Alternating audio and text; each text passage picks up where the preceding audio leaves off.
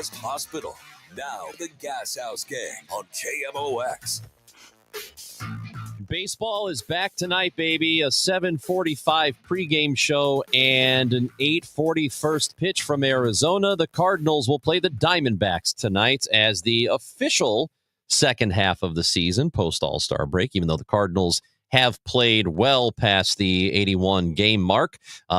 Baseball's back tonight. We'll be here on KMOX. Matt Pauley's got the pregame show for that. Mike Claiborne part of it. Chris Ranji. We are all here for the Gashouse Gang until 1 o'clock. John Rooney is going to join the show at 12:30 today. So, gentlemen, here we go. Getting ready for baseball. It's been a nice little break for most of the Cardinals, with the exception of Brendan Donovan, who participated in the All-Star game on Tuesday. I imagine everybody is ready to go, just like we are. I'm ready. I mean, we have, 65 games left? So it's really more of a sprint than anything else right now. I call it the second portion of the season. But, this is where, the next 10 days is going to really decide your season. Yeah, it is, because I know we're going to get into it, but the approach that you take at the deadline is very much going to be based off what's happened here in the next little while. So everybody's right. It's amazing how fast the season goes. At the beginning of the year, it feels like 162 games is going to take a long time. It has flew by to this point, and to Claves' point, it is going to move very quickly, and before we know it, we're going to be through to the 162.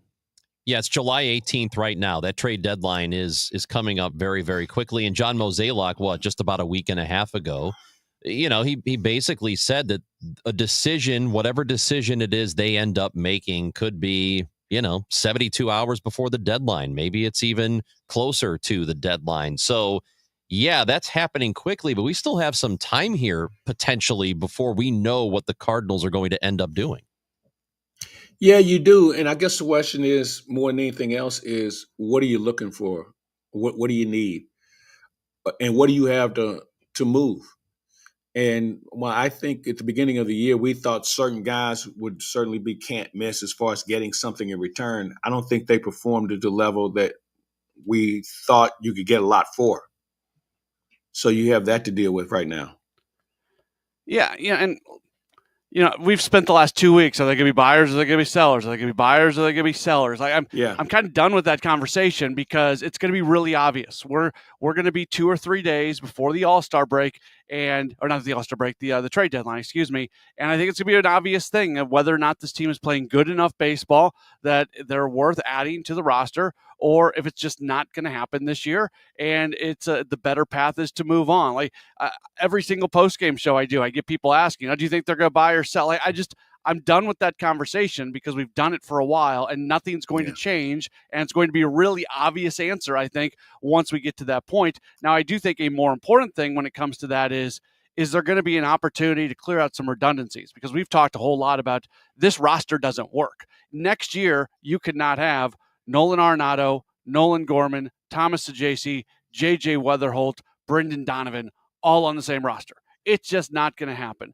And you have 2 opportunities during the year where you can do some things with your roster, and one of them is the offseason. And unfortunately, the way baseball is going, the offseason has become a less and less event every year. Stuff just doesn't happen as much as you would like it to. And then there is urgency that goes along with the trade deadline. So I would be hopeful that the organization takes the opportunity at the trade deadline, whether they're adding or whether they're subtracting, to try to find a creative way to clear out that log jam a little bit going into next season. Yeah, I agree with you, Matt. The other thing that comes into play is if you're going to move players, you have to find players that can come in and help you like next year. I don't want any prospects that are high A guys or entry-level double-A guys. I need guys who are going to come in and compete for a spot next year. And the other thing that comes in with that is, what are you saying to your fans? Because you wet the whistle of thinking that you can compete. And then when you raise a white flag and you say, we're going to start over again. So the guys that you bring in for next year that you're going to be able to get in return for the players you move, they have to be able to play now. No more Drew Roms, no more Simra Burses, any of those guys, or Saggese. You need guys who are going to be impact players. And speaking of Sajaci, Thomas Sajaci, just minutes ago has been optioned back to AAA to make room for Jordan Walker, who is officially off the 10-day injured list. So Jordan Walker is back with the team. And, I know that we've gone from this, and I guess in a lot of ways it is still a transitional year for the Cardinals because a lot of young players, they're still trying to evaluate, but they started to win. Once the season started, got a couple of months in, you're still in striking distance of a playoff spot. So I think it changes the calculus a little bit. But Walker is one of those players who they still are trying to evaluate. And now that he's back, I guess we kind of wonder about playing time and how things are going to move around on the field. Yeah. As you've seen him, Claibs, what is your feeling on him to this point, knowing that we have about 2.5 months left of the season to go and evaluate him even more? I really don't know. There have been flashes that show me that this is a guy who is a legitimate big leaguer. I think he's improved defensively. Offensively, he struggled for different reasons, and then the injury factors come into play. I just don't know who he is. And I think the reason why the Cardinals probably are patient with him, they don't have anybody else who swings the bat from the right side that can contribute. You look in the minor league system, everybody they have is left-handed. So this is your guy. It's almost the same thing about if Arenado moves on and Gorman can't play, who's going to play third base? You don't even have third baseman in the organization that can come in and make a difference. So you have to kind of say to yourself, we don't have a choice right now with regard to Walker playing in the outfield and being right-handed. So it's you're kind of in a quandary right now with regard to how your organizational structure looks. I also think right now it's just tough to get him in the lineup because if this thing goes bad, then all of a sudden that doesn't matter. But right now, this team is still very much playing for something, and finding a way to get him playing time when you've got some other guys who have certainly earned it, that's going to be it. One area where I kind of disagree with Oliver Marmol is he talks so much about they need to know who Jordan Walker is by the end of this season. Walker's still super young. I always like to I like to mention the fact that Aaron Judge's first really good season, he was older than what Walker is now. You might not know at the end of this year who Jordan Walker is, and that's not a reason to give up on him. This guy has, you look at the underlying numbers with the bat speed and the when he makes contact, the exit velocity, like these are things that don't exist for 99% of players in baseball. Unfortunately, he's not able to put it all together right now. He's making bad swing decisions. He's getting on top of balls and putting them on the ground too often. Like there's all these things that he's not doing well. But if he can get those things cleaned up, he's got everything inside of him to be an absolute monster of a baseball player. And I'm not going to throw this guy away at age 23 just because it hasn't come together yet. There are a lot of guys who bloom into major leaguers well after the age of 23. You make a good point. And when you look at him and you say, okay, this is a guy out of high school. If he was a guy that had played at Auburn or Tennessee or somewhere where he was a senior, then we'd have a different conversation. Because I look at the SEC and some of the college divisions as kind of like high double-A. And that's where he would be right now. Now, granted, he's had minor league experience, but I think from a growth standpoint, there are a lot of things he's still trying to figure out because they put him on fast track. He didn't get 1,000 at-bats in the minors. I mean, they rolled him out there. He came in a COVID year. There's a lot of things he's still trying to figure out. And I think the other thing that goes into this is him buying into who's talking to him about what he needs to do in order to be better at the next level. I think one thing about his game that is discouraging, and I still think there's a good major leaguer in there. I'm with you, Matt. I don't know when that's going to happen. It may not. I don't know that you're going to figure that out by September or by the end of September. I don't think we'll know how good he's actually going to be or if he's a bust or any of that stuff. I still think it's going to take a little bit of time. I'm discouraged with the strikeout percentage continuing to increase year by year. I don't think that's a good sign. It doesn't mean he can't fix that, but it's just one of those, like, I'm going to keep an eye on that sort of things, right? That you I mean, I don't like it, but again, he is still very young. He's only got 191 plate appearances this year. He hasn't gotten the playing time that I think they wanted to give him, but at some point, he will have to figure it out. It may just not be this year. So you know what? Let me stop you for a second. Are we talking about Jordan Walker or are we talking about Nolan Gorman? Because it's the same guy. Yeah. I mean, when you look at his progress, Gorman, had he played every day last year, he would have set the record for strikeout percentage. I mean, he was a tick away from, I think he was struck out, 37% of the time. And we're having the same conversation about Walker. And again, I go back to this, 2 guys who you took out of high school. If he was playing, as I said, in college baseball, you have a different conversation. So either you're all in or you're not. And if you're not, then get ready if he goes somewhere else and figures it out. Well, Gorman could be a good example of the patience thing that we're talking about because he's got, 600 more plate appearances than Walker does, and it took him a little time to get here. And he's still incomplete. Gorman is still incomplete. We really don't know. He's been encouraging, but we still really don't. Encouraging lately. We still really don't know what kind of player he's going to turn into, but he's also got way more plate appearances and at-bats than Jordan Walker does. It's a process. Development doesn't stop at the big leagues. And if this is who Gorman's going to be, like take his last month, 3 weeks, however long it's been, if this is who he is for the rest of his big league career, you could take that because that's going to project out to almost 30 home runs. You're going to have a solid OPS in there, but he looks very different right now than he looked at the beginning of the year. We've also seen this with Gorman. We've seen a roller coaster ride with him. When you take his entire major league career and just put it as one stat line, it looks pretty good. But those of us who have watched it, we know that last year at the end of the season, he was as lost as anybody could be. He goes through these highs and these lows, and the idea is going to be try to find some level of consistency and just steadiness. And I think what we're seeing right now is probably about as steady as it's been, but we're talking about, 3 weeks? It's a tiny sample size. Yeah. So the question's going to be, can he keep doing what he's doing right now? So I ask you both this in regard to Walker in particular. You are there, you talk to him, you see him every day. The one thing you worry about with a young player is a confidence issue. And we heard at the beginning of the season, and Marmol talked about this too, that he handles himself great, that there isn't an appearance that maybe this is getting to him, that not being able to perform right is getting to him, whatever. As you talk to him, when you see him, do you get the impression that he is handling his first couple of years and this year in the big leagues well? Yeah, I do. With so many things coming at him, he's always composed. I know he's had some internal conversations about the pace of the game and how he's trying to figure out how he fits in. But I don't see a young man who's overwhelmed. I don't see a guy who is showing openly that I don't know whether I should be here or not. I think he's going about it the right way. I think he's got a great support system with regard to the coaches and teammates that continue to encourage him.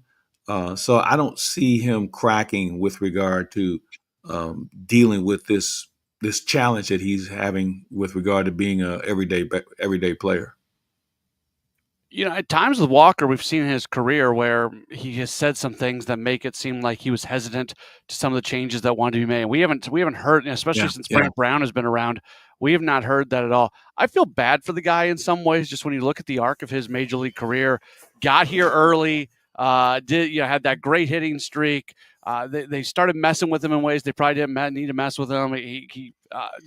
And then all of a sudden, the different voices that started being involved in this whole situation. It's been a really tough thing for him to go through, and I don't know where he's at mentally. That's a better question for Claves than me, for sure. But I just know when you look at what he's been through and the different voices that have come to him, it has not been easy. The Gashouse Gang is brought to you by Saliga Heating and Cooling, SaligaHeatingandCooling.com. Also by Anderson Hospital, Matt Pauley, Mike Claiborne, Chris Ranji. We will talk to John Rooney at 12:30 on the Gashouse Gang. And, of course, if you're watching on Facebook, YouTube, or Twitter, feel free to comment with just a comment or a question, whatever you want, or text us 314-436-7900. The Gashouse Gang on KMOX. Insurance companies often have a basic strategy: delay, deny, defend. Some try to grind you down, but they have another tremendous weapon, a software called Colossus. They know which attorneys are great and which are not so great. They know who is likely to take the last offer and who will take them by their scalp, kicking and screaming to trial. They know that they have to pay some firms early and fairly. I'm John Morgan of Morgan & Morgan. The insurance companies have done their homework. Before you hire a lawyer for your injury case, do yours. Visit forthepeople.com and see our settlements and verdicts for cases like yours. We became the largest injury firm in the world for a reason. When you hire the wrong firm, you may be beat before you start. All law firms are not the same. Morgan & Morgan, forthepeople.com. The choice of a lawyer is an important decision and should not be based solely upon advertisements. Past results afford no guarantee of future results. Every case is different and must be judged on its own merits. If you're drowning in IRS debt and can't afford to pay, then you need to take advantage of special IRS tax programs that are available and free yourself from IRS collection efforts once and for all. Due to the financial hardship consumers are facing throughout the country, the Internal Revenue Service has made it easier to settle delinquent tax problems. An open phone line has been established by Community Tax for consumers to call and see if they qualify. Take down this number or store it in your cell phone, but call the Community Tax Helpline at 800-536-9607. If you owe back taxes to the IRS and cannot afford to pay them back, or even if you have years of unfiled tax returns, there's no need to fear anymore. But you have to call the Community Tax Helpline today at 800-536-9607 for the help that you need. Don't take on the IRS alone. They can attack your wages, savings, pension, home, and even your Social Security check. Call 800-536-9607 for your free consultation and to see if you qualify. That's 800-536-9607. Soccer fans, St. Louis City SC hosts English Premier League giants, the Aston Villa Football Club. Wednesday, July 30th, 7:30 p.m. at Energizer Park. Reserve your seat for this historic match now at stlcitysc.com/tickets. St. Louis City versus Aston Villa, presented by Purina. The Dave Glover Show. If you sit down with me and we talk about who I am, what I am, my values, political, voting record, you're never going to walk away and go, that guy's a bleeding heart progressive. I'm just not stupid. And I just don't take bait. And I just don't do things because you tell me to, or that I'm afraid that if I don't, fall in line or get on the bandwagon, people aren't going to like me. Been there, done that for years. The Dave Glover Show, now on FM 104.1 FM, KMOX. Lifestyles Unlimited, the education and mentoring group with a roadmap and support to help you real estate retire. Having the consulting team, having other avenues within your whole system is what's made y'all successful. Everyone is there to guide you to be successful. So it's just up to you to get off the butt and do it. Do it. Take action today. Get educated now at Lifestyles Unlimited. Text the word radio to 88007. That's radio to 88007. Join for $297, a 60% savings. Lifestyles Unlimited. Text radio to 88007. The Dave Glover Show, weekdays at 1 on 104.1 FM, KMOX. Gashouse Gang until 1 o'clock. John Rooney joins us at 12:30 or just a little after 12:30. Voice of the Cardinals along with Mike Claiborne on the broadcast tonight. We've got Matt Pauley with us as well. The pregame show will be at 7:45. First pitch, 8:40. Cardinals resume the season. They will play in Arizona tonight. And we did welcome you to text in or to comment if you're watching on YouTube, Facebook, or Twitter. Text us too. 314-436-7900. KT is watching on YouTube and says that we need power. The Cardinals have not had a 25 home run hitter for the last couple of seasons. We just had the amateur draft, over this past All-Star break, and they went pitching heavy in this draft. In order to to get that power back in the Cardinals lineup, are they going to have to draft it? Are they going to have to go find it, or is it already in-house, that next 25 home run hitter? I don't know who that is. To be honest with you. We've gone through this for the last couple of years. We thought Gorman was the guy. We thought Walker might be the guy that you try to develop internally. We even threw Burleson's name out there.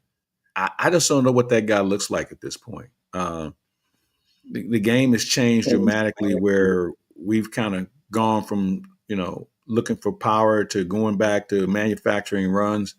So in answer to your question, I'm not sure where it comes from. And maybe it comes from Walker and Gorman. I don't know. But I think that the person who reached out is probably right. When you look at successful teams, they do have some power in the middle of the lineup. Maybe it's Wilson Contreras. Contreras is on pace to have his best year home run wise. So maybe it's him. But right now, as far as new and raw and natural power, I'm not sure who that person is. If Ivan Herrera can stay healthy for an entire season, he's somebody could be him in that area as well. So Herrera and Contreras are probably the closest. Gorman would probably be the next guy for me. Here, let me take this to kind of a weird direction, though, because I think them drafting pitching actually in some ways gets them closer to that. What's the most expensive thing in baseball? Pitching. Yeah. So if you can go draft a bunch of pitching and start producing high-end pitching from your system, guess what? You got a whole lot of money left over, and even power hitting outfielders or first baseman or third baseman, they're still cheaper than most pitching. So if you are producing more high-end pitching where you don't have to go spend money on that in the offseason, I think that leaves money for you to go get a guy. We talked about over the last couple of days just what they did at the draft and what their focus was and how the philosophy seemed to change quite a bit from what it usually is. Would you guys say that you're encouraged with the way they handled the draft this year? And of course, being able, having the luxury of picking number 5 overall is pretty good. They don't get that opportunity. You don't want to do that again. You don't want to do it again.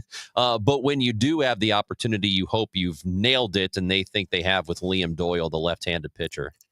Well, what it told me is that they feel there's an urgency to get better quicker with all the college players that they drafted. As I said earlier, when you look at some conferences in college baseball, they're equivalent to what I would call AA. And, that's where you develop players in AA. You have some guys that may be closer to big league ready than what you've had in the past when you've taken a Joshua Baez and some other players in the past that just haven't developed as quickly as you would hope they would. And so it says to me that, they're trying to be on the fast track. And, there comes some challenges with that. But I think they're in a better situation now than what they were, let's say, 2 years ago. Two things here. First off, they drafted a ton of power arms, and you go get as many of those as you possibly can get. You can hope you strike gold on some of them, and it started with Doyle, but it went throughout. The other thing that I kind of wonder right now, and I know this isn't the direction you guys were going, but I think it's when you look at the absolute lack of high school players that the team took this year, it was almost all college players. And I think college players that they had a pretty good idea of would be willing to, for the ones who still have collegiate eligibility left, ones that are willing to come out. We're living in a world right now where if you're a high school kid and you get an opportunity to go play SEC baseball, you're going to make good money in NIL stuff. So it's going to be, there's a little bit more of a gamble right now when you're drafting high school kids, especially if it's not in the top 2, 3, 4 rounds. I don't know what that line would be where all of a sudden it becomes more of a decision, but these kids can go play in front of a lot more fans, better facilities in the SEC, and maybe make more money by going the college route. So I think we're going to continue to see less and less high school kids be drafted in later rounds. And when you come out of college, Claves, when you come out of college, there's a pretty good chance you make the big leagues quickly where you're not going to spend a lot of time in the minor leagues as it is. Well, yeah, you're right. And the other thing that comes into play if you're a high schooler with the travel leagues and all the showcase camps and things of that nature, you get weeded out a lot quicker whether you can play with guys at the next level. Because, you could take a high school kid and maybe he was a man amongst boys in where he was playing. Now you put him in these showcases and the other things where he's playing against kids that are comparable. All of a sudden things change. And I think teams have said, you know what, we'll let somebody else develop him before we spend money on him. And I think the college route is where they're going now. The third man earlier when we were having the power conversation and hoping the Cardinals get some more power because they have not been good in that department lately. He says, and he's watching on YouTube, says the Cardinals won nothing with 70 home runs from McGuire. And that's true. That was a big power hitting team overall. I think they were number 2 in home runs that year. But if you look at playoff teams or teams that are fighting for a postseason spot in the last week or two of the season, the vast majority of them hit for power. You're talking like top 10 power teams. So it's not the only way to win, but you kind of need it in a way. It's a great way to get you a lot of wins throughout the season. It's an instant game changer is what it is. You don't need 4 hits to score a run. One swing of the bat and you're back in most ball games. And it also protects other players in the lineup who can give you the double, who can get on base. And, do you pitch around a guy to get to someone? I mean, the strategy changes completely when you have guys with the ability to put it over the fence. The game has changed. It's never been harder to string hits together than it is right now. If you want to score a bunch of runs, go hit home runs. Matt Pauley, going to be listening to the pregame show tonight. You'll be on it 7:45? Yep. Hear you then, buddy. Thank you. All right. That's Matt Pauley. Mike Claiborne sticking around. When we come back, we are going to talk to John Rooney, the voice of the Cardinals. He will join us next. It is Claibs and Ranji on the Gashouse Gang on 104.1 FM KMOX. If you're drowning in IRS debt and can't afford to pay, then you need to take advantage of special IRS tax programs that are available and free yourself from IRS collection efforts once and for all. Due to the financial hardship consumers are facing throughout the country, the Internal Revenue Service has made it easier to settle delinquent tax problems. An open phone line has been established by Community Tax for consumers to call and see if they qualify. Take down this number or store it in your cell phone, but call the Community Tax Helpline at 800-536-9607. If you owe back taxes to the IRS and cannot afford to pay them back, or even if you have years of unfiled tax returns, there's no need to fear anymore. But you have to call the Community Tax Helpline today at 800-536-9607 for the help that you need. Don't take on the IRS alone. They can attack your wages, savings, pension, home, and even your Social Security check. Call 800-536-9607 for your free consultation and to see if you qualify. That's 800-536-9607. Named one of Newsweek's world's best hospitals for 2025, Anderson Hospital is your hospital for life, delivering exceptional, compassionate care to families across the Metro East. From emergency services to specialized treatments, our dedicated team supports your health at every stage. Experience world-class care close to home. Discover the difference at andersonhospital.org. You had a solid retirement dream. Sell your home in a few years, bank the equity, downsize, and travel. But with an unpredictable economy and the future feeling a bit uncertain, you're wondering if that equity will still be there when you're ready. What if you could bank that equity right now? With Truehold, you can sell your home for its current value so you can access your equity today. You can bank the cash now and stay in the home you love with an easy standard lease. Truehold even covers property taxes, insurance, and repairs. And since Truehold hands over your equity in cash now, it's yours to do whatever you'd like. Don't let a shifting economy put your hard-earned equity at risk. Visit Truehold.com and receive their competitive offer on your home in just 48 hours based on its current value, not what's coming. Call 1-855-300-9993 or visit Truehold.com. The smarter, faster way to cash out on your home's value without moving. That's Truehold.com. Tonight, the Cards, the D-backs. Cameron Total Access, 745. Cardinals Radio, 104.1 FM, KMOX. Now, the John Rooney Conversation on KMOX. Sponsored by Missouri Farm Bureau Insurance. We are Missouri Farm Bureau Insurance. And if you're a Missourian, we're for you. He swings and hits it deep. Left field. That's going to go. That's a home run. 4-2 Detroit. We are going to link up with John Rooney, voice of the Cardinals, in just a moment. You're efforting to do that right now. Mike Claiborne, Chris Ranji on the Gashouse Gang, which is sponsored by Saliga Heating and Cooling. SaligaHeatingandCooling.com. Also sponsored by Anderson Hospital, with you until 1 o'clock from noon to 1 every weekday. We talk a lot of Cardinals baseball on this show. The All-Star game just happened, Claibs. And I know that people were really into the way it ended with that swing off with a very unusual way to do it to, determine a winner. We haven't seen that done before. I think for the game itself, that was a lot of fun. I've heard some people suggest, including Justin Turner, that maybe they should try that in the regular season. How would you feel about that? I think I know what the answer is going to be, but I want to throw it out there. So, real talk, I didn't see it. Okay. I didn't participate in any. The only thing I saw was some clips of Brendan Donovan and his hits. Couple of hits. And I just stayed away from. I've heard different people talking about it. And I think because baseball is such a traditional sport and we've lived with the same rules for so many years, we're changing things on the fly, whether it's the Ghost Runner, the ABS is on its way, the challenge system. These are all things that have happened within the last 5 years or longer. And to add this on to create interest, I don't know. I think they need to figure out the schedule more than anything else. All these other things that we talk about, the biggest problem this game has right now is scheduling. The rainouts and the delays and how things are determined and who plays who. Those are the things I think are a bigger concern because baseball is a local regional sport. It's not a national sport. I mean, the networks have proven that. But you look and listen to radio locally and around the country, it's a local sport.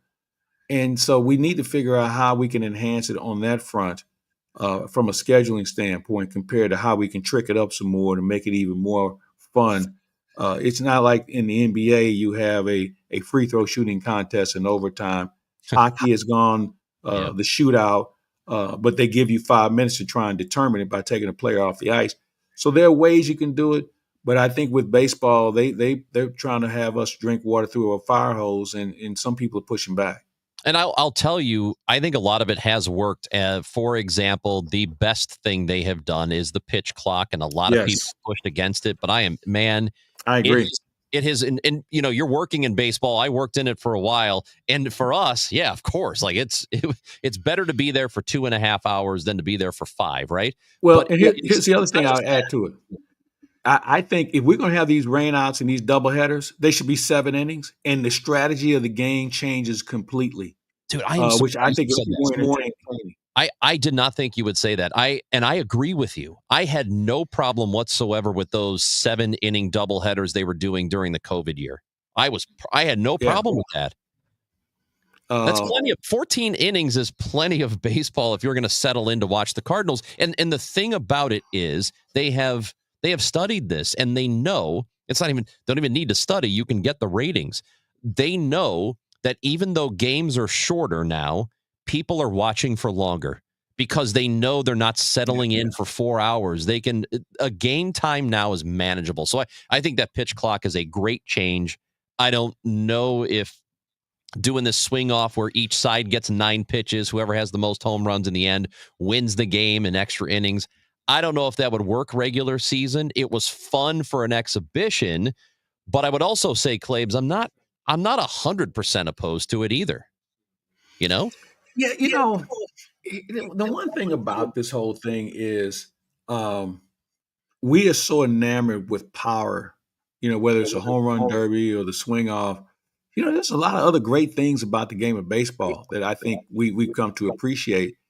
And I'd like to see things done maybe more on the defensive side on what the relay looks like and making throws to certain bases and things of that nature. And again, that's something well beyond my pay grade. But, let's include a lot more things in the game of baseball other than seeing how far a guy can hit a baseball. Now, and again, we're enamored with power. I understand. But I think that there are other things about the game that we should come to appreciate as well. Watching a guy go from first to third or something along that line. And again, I haven't thought it completely through, but I'm sure there's some things that we can do that will create even more interest because everybody's not a power hitter. Yeah, I think it's what the shift rules are trying to do. It's just like create some action on the base. Basketball. Sure. Mike Dickburn here, Chris Ranji. We are now joined on the guest line by John Rooney, radio voice of the team, who's with us now. John, how's it going? I'm going fine. Whatever Claib said, I agree with. Yep. I agree. I will not disagree with Claves. First, before we get to some Cardinals baseball, the season resumes tonight. Your time in Chicago, you got to see St. Louis and Mark Burley get a statue unveiled as the Sox were celebrating that 05 championship team. And I got to spend some time with Cliff Polite, who lives in St. Louis, and Neil Kotz from Lebanon, Illinois. It was a great time. It was almost like a throwback to 2005. And to see everybody and relive those moments. And I didn't really enjoy the finish of that season that much because that was my wind-up there. But I really enjoyed last weekend and had a great time. But good to be back. It's good to have you back here, John. So we're going to restart this season here, like I said, against the Diamondbacks. And now that, you've I congratulate you for not saying second half. Well, exactly. It's game 98.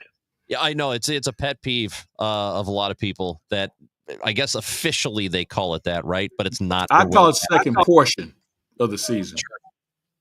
So now that we are here post All-Star break, and what we're doing, we're limiting our portion sizes. Yeah, that leads calorie counting. Yeah, that's what we're doing. That's it. All right. Claves, by the way, check your text messages. You're going to get a kick out of what I just sent you. Now, continue. I just saw. I didn't get no text message. What the hell? Feel left out here. No. You weren't there in 06. I guess that's right. I wasn't there. John Rooney goes from a world champion to a different city and a different world champion. So he brings the good luck with him. All right. So Cardinals now your first half of the season is over. Well, I'm sorry. The first portion of the season. There's a flag on the play right there. A flag. Penalty marker. See, you're out. You put it in my head. You have to go back 15 minutes now. Damn it! We don't have time for that. There's another show coming up. More, an extra 15 minutes. There's another show coming up. They'll kick us out. So first portion of the season is over. Had some time to reflect on it. How do you assess the Cardinals overall in that first 97 games? If the starting pitching is better than it has been for the last 2 or 3 weeks, they will contend for a wild card and might make it uncomfortable for Milwaukee and the Cubs at the top. But that's where it begins. And you have to get the good support out of the bullpen as well. And all three areas, the hitting, the bullpen, the starting pitching, they all have to click.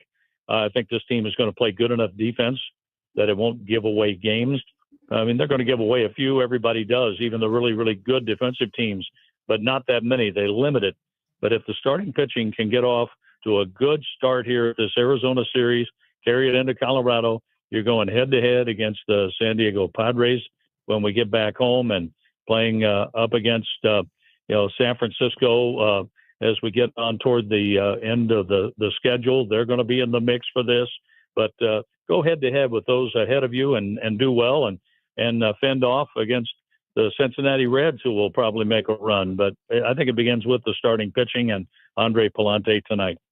I couldn't agree with you more, John. When you look at this team, they don't beat themselves a lot, but you have to think about what do you look like after Sonny Gray.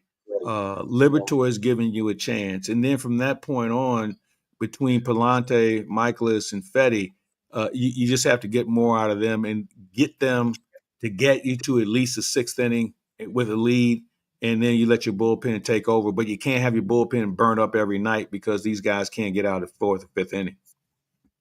And, Chris, those guys are capable. That's the thing. Those guys are capable of getting you to the fifth. We saw Michaelis with a great bounce back after his game at Wrigley Field where he gave up 6 of the 8 home runs the Cubs hit. He was really, really good and kept them in the game. Yeah, John, watching this team so far this season, and I know we don't really know what's going to happen here with play resuming tonight. They're a game and a half out of that wild card spot, so they're in playoff contention, as you've mentioned. Is there somebody or an aspect of this team that has surprised you, that you did not expect it to be or for them to be what they have been so far? Well, I'd like to see Contreras just go crazy with the bat like we've seen him do, but he's the surprise to me at first base. I thought if he could fill, half the void of losing a Gold Glover and Paul Goldschmidt, then we'd be in pretty good shape over there. But he's been much better than that. We really haven't missed Goldie. A few freshman mistakes playing first base, but very few. and Burleson has really been good at first base and in the outfield. So those two guys have really impressed me at first base. But beyond that, the offense started clicking, needs to click, beginning with this series tonight, and then see if they can put all phases of the game together, make a really nice run, and make it interesting. Because so far this year, guys, they have made things interesting. They have, and there have been very few games this year where they have been, as we've talked about a lot, where very few where they have been out of it. However, in the last couple of weeks of worth of play, there have been a lot of shutouts in there too, which is not something we were seeing early in the season. Is that the kind of thing that concerns you moving forward, or do you feel like that was more of a blip than anything else? Well, I feel like getting to the All-Star break can cure a lot of those problems. I think it was a team that was playing a huge stretch of games in a short amount of time.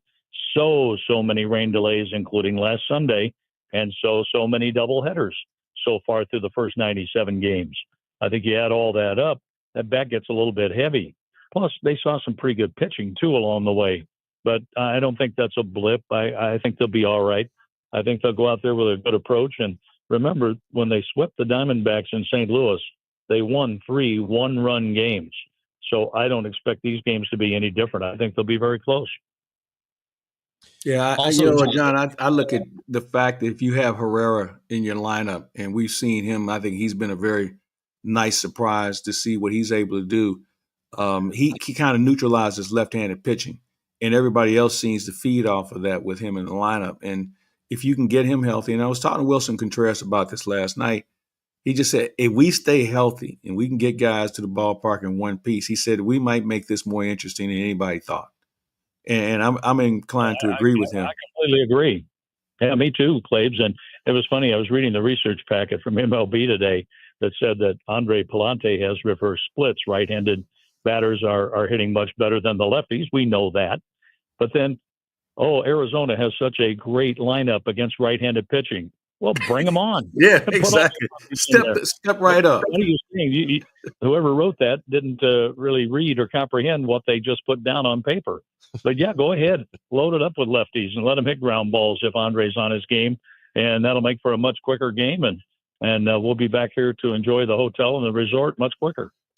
I would look at this team, and in a lot of ways, it's overperforming from my expectations at the beginning of the year. I think a lot of other people probably agree. Maybe not. But there are many who thought they were going to be a decent team this year, maybe a playoff team.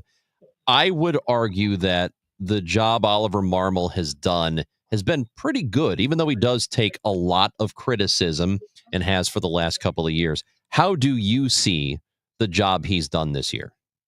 I think he's done a good job ever since he stepped in as a manager. He has to manage what he is given, and he thrives on that type of challenge, Claves, where he looks at it. We have these pieces. We're going to put them in a position where they can succeed, and that's what they've been able to do. I don't think many people gave this team a chance to be a playoff team among fans and those around the country who follow Major League Baseball. But the important thing is, this team, the players, they do believe they can contend, that they belong, that they can win when they go to the ballpark. And that's the only thing that really matters. And I think Oliver and his coaching staff have done a pretty good job of keeping that belief strong. Yeah, I agree, because this is not what I deem a perfect roster. When you have as many left-handed hitters and things of that nature, your back end of your rotation isn't what you would like to have. And yet and still they find a way to compete. And they don't get blown out of very many games. He pushes the right buttons most of the time. And, I think if there were other managers with this roster, we wouldn't be talking about a team contending for a postseason opportunity. So I tip my cap to him and his staff, what they do. And you know what, Claves, we'd be talking about all kinds of trade talks now, instead of starting with a good weekend here in Arizona and moving on to Colorado, playing well there. All right, so the broadcast tonight will get started at 7:45. First pitch at 8:40. Cardinals, Diamondbacks in Arizona. It is the second portion of the baseball season, post All-Star break. It is not the second half, and it begins tonight. John Rooney will be listening. Okay. All right, I'll see you in a while, Claves. You got it, John. That is John Rooney, voice of the Cardinals. Again, Rick Horton with him, Mike Claiborne on the broadcast as well. We got a few more minutes to go here on the Gashouse Gang. Again, do we have any questions? Anybody want to roll something out? Yes. Let's do that when we come back. We'll get to some of your comments and questions. YouTube, Facebook, Twitter. Feel free to write in. Don't call Claibs. He doesn't want to hear from you. No. But you can text in 314-436-7900. That's his personal number. Yeah, call me anytime. Gashouse Gang on KMOX. We are Missouri Farm Bureau Insurance, and we're here for all of life's wins. Like when you get a new car, or new boat, or new driver, or when your son moves out, but your mom moves in, or you find out you're expecting again, or when one rental property turns into 2, then 20, or you realize they're all in Tornado Alley. Life is full of life events, so call your Missouri Farm Bureau Insurance agent or visit mofbinsurance.com to find an agent near you, and we'll make sure you have the right coverage for each of life's wins. We are Missouri Farm Bureau Insurance, and we're for the people of Missouri, in good times and in bad. We're for Missouri families and Missouri communities. We're for giving back to those communities and lifting people up. And when Missouri weather rips through our state, we're for helping put back the pieces. We're for brighter days and new tomorrows. We are Missouri Farm Bureau Insurance. And if you live in Missouri, we're for you. I'm Tom Ackerman with this month's Siteman Cancer Center Spotlight. We are discussing immunotherapy and how an innovative immunotherapy is showing promise against aggressive T-cell cancers. Joining us is Dr. John DiPersio, WashU Medicine bone marrow transplant specialist with Siteman Cancer Center. Dr. DiPersio, it's great to have you on KMOX. Thanks for having me, Tom. How is immunotherapy different than chemotherapy? Yeah, so chemotherapy just attacks cells that are primarily dividing, and it kills those cells that are preferentially dividing, whereas immunotherapy can attack both resting and dividing cells, and really depends on just the presence of a certain protein on the surface of these cells that defines them as lymphoma cells or a type of lymphoma or leukemia cells. Thanks to Siteman Cancer Center, national leaders in cancer. For more information, visit siteman.wustl.edu. It doesn't take a lot to make a big difference. That's why we've teamed up with Jerry Kelly Heating and Cooling to bring you 100 Acts of Kindness. For the next 6 months, the Chris and Amy Show is challenging you to spread kindness in simple, meaningful ways. No big budget needed. Write a thank you note, help a neighbor, surprise someone with a smile. It all counts. Let's prove that kindness is contagious. Share your acts with us by using hashtag 100KindActs. Because a little kindness goes a long way. I'm Ed Evans, CEO of Consumer Cellular. No, we're not one of the big guys. Truth is, we don't want to be. If you're over 50, Big Wireless probably has you paying for more data than you might need. You could be throwing away thousands over a lifetime. We're not here to be the biggest. We're here to bring you something we believe is better. Our plans start at just $20. You'll get the same fast nationwide coverage without the big wireless bill. Call 1-888-FREEDOM, visit consumercellular.com/facts or a store near you. Plans include $5 credit for auto pay and e-billing. See site for additional facts. Hey, Green Gobbler here. So you've got a clogged drain in your bathroom. Water in the sink's overstaying its welcome. You're spitting today's toothpaste on top of yesterday's toothpaste. You hope that it go away. Yeah, clogs don't just go away. I make them go away. I'm Green Gobbler, the only clog dissolver you need.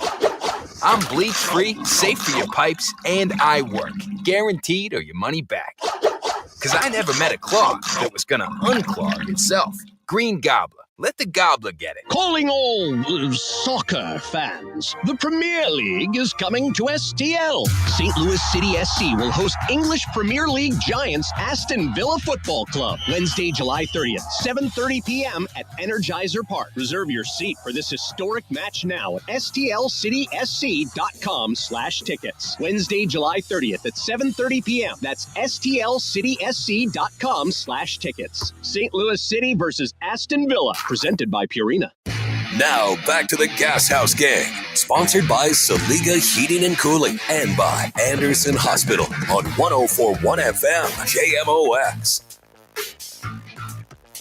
Can't wait for the season to restart. It's about to. But also, Mike Claiborne, Chris Ranji, Mike Claiborne, I am thrilled because the Savannah Bananas are in town tonight. They're playing tonight. They're playing tomorrow. I got tickets for tomorrow. I cannot wait to go to this game. How do you feel about the whole banana ball thing and the fact that it's huge, man? It's the baseball's answer to the Harlem Globetrotters. Mm-hmm. And what they've meant to basketball for the last, it seems like 100 years. And from an entertainment standpoint, I'm fascinated by how athletic they are and how much fun they bring to young fans that are trying to find themselves in the game, and adults, and they're selling out everywhere. It's my understanding they're going to put together, I think, 2 or 4 more teams that'll be traveling around the U.S. and probably around the world. And I think it's great for the game. It's one of the fun things that I think people will truly appreciate. It's super cool, man. I mean, they're selling out Raymond James Stadium, NFL stadiums. We're getting 60, 70, 80,000 people to show up to a minor league baseball team. That's what they have done is a marketing marvel. It's one of the great marketing jobs, honestly, in American history. It's unbelievable what they've done. Yeah, it's fun, and it's only going to get better. And I think it's going to promote the game in a way that we haven't seen before, and it'll spill over into the big leagues at some point. And it gives some guys an opportunity to still stay involved in the game. So I'm excited, and I'm told the weather's going to be good tonight and tomorrow, so they should have some fun. We talked to Noah Nisnik, who is a Vianney grad.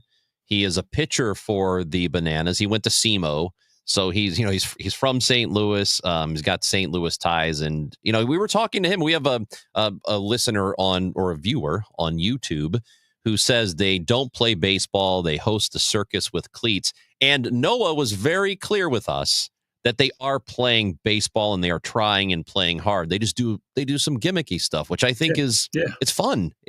Why not have it? We have thousands and thousands of regular baseball games all year. Why not have something like this? I couldn't agree with you more. And again, it's like one night out of the year. Yeah. That you go. So, get over it. It could clearly people are into it because those tickets for Busch Stadium sold out quick. Yeah. Once they went on sale months ago, they were sold out very, very fast. Hey, your thoughts on the Olympics, because Rob Manfred was talking about in 2028 when the Olympics are in Los Angeles, he's moving toward allowing major leaguers to participate, have a longer all-star break. Do you like that idea? Yes and no. There's a lot of things that have to happen between now and the Olympics. Like, first of all, getting a collective bargaining agreement in place. That's the first thing. Well, yeah. And if the National Hockey League can do it a year before theirs expires, I don't know why baseball isn't sitting down trying to get this thing rectified. That's the first thing. Second thing is, what does that mean for the WBC, the World Baseball Classic? You can have a lot of these all-star games and showcases, but you don't want them to override each other to the point where it dilutes the game that we all come out and see on a regular basis. But I think that it would be interesting to see and how these countries would line up. And let's be honest with you. I don't think the Olympics can supersede the WBC. I think the WBC probably offers the best brand of international baseball there is. Yeah.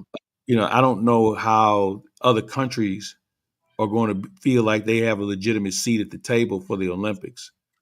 So it's one of those things, but I think the commissioner has some bigger issues he needs to address: the CBA, scheduling, and just some other things internally that I think are more important than watching some guys for 2 weeks.